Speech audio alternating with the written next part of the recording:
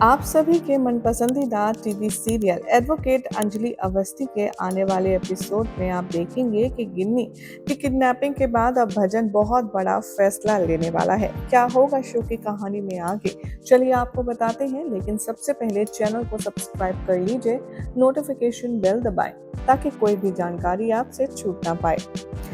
Advocate Anjali Awasthi के आने वाले एपिसोड में दिखाया जाएगा कि भजन ने युवराज ठाकुर के साथ मिलकर बहुत ही ज्यादा शातिर प्लानिंग की है, जिसके चलते सारा इल्जाम अभय और अमन पर आ जाएगा और जिसके बाद गिन्नी ही नहीं बल्कि अंजलि का भी जो परिवार है वो पूरी तरीके से बिखर जाएगा।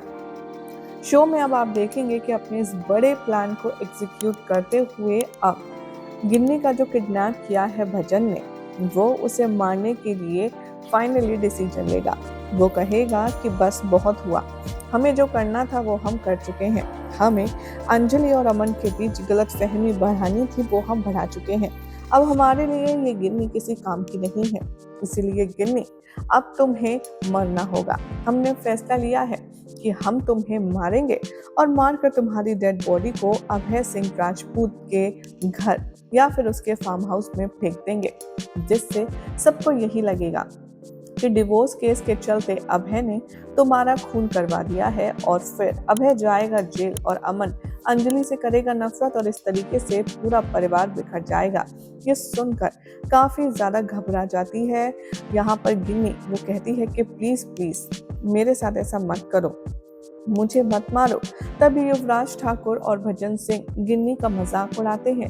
ये सब कुछ तमाशा छुपकर अंजलि देख ही रही होती है कि तभी गिन्नी आती है बहुत ज्यादा गुस्से में।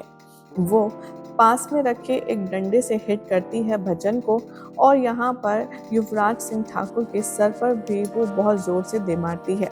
तभी आप देखेंगे कि कहानी में आएगा एक और इंटरेस्टिंग ट्विस्ट। यहाँ पर जो गिन्नी है वो इन दोनों की गिरफ्त से बचकर भागने की कोशिश करेगी, लेकिन भजन उसे फिर से पकड़ लेगा।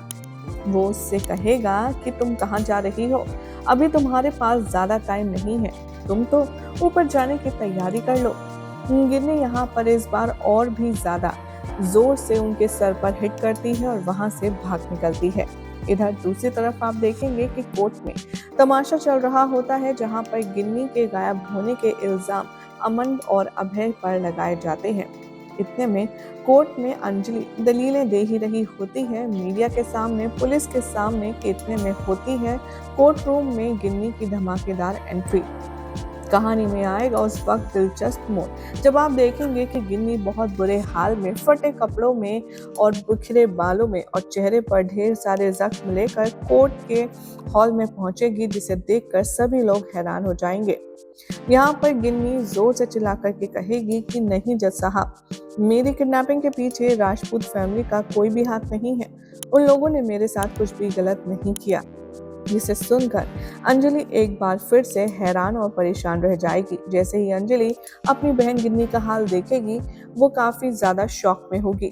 तभी गिन्नी चिल्ला करके कहेगी कि मेरी किडनैपिंग के पीछे अभय नहीं बल्कि यहाँ पर जो भजन सिंह है वो है और साथ में युवराज ठाकुर भी है।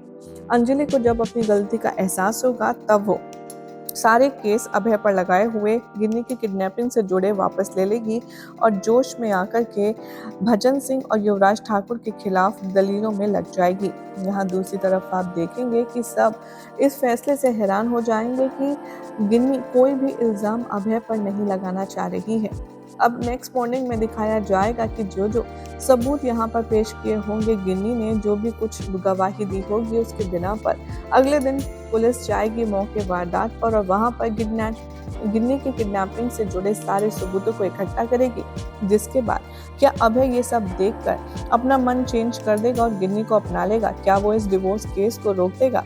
क्या लगता है आप सभी को? कमेंट कीजिए, चैनल को सब्सक्राइब करें और नोटिफिकेशन बेल दबाना ना भूलें।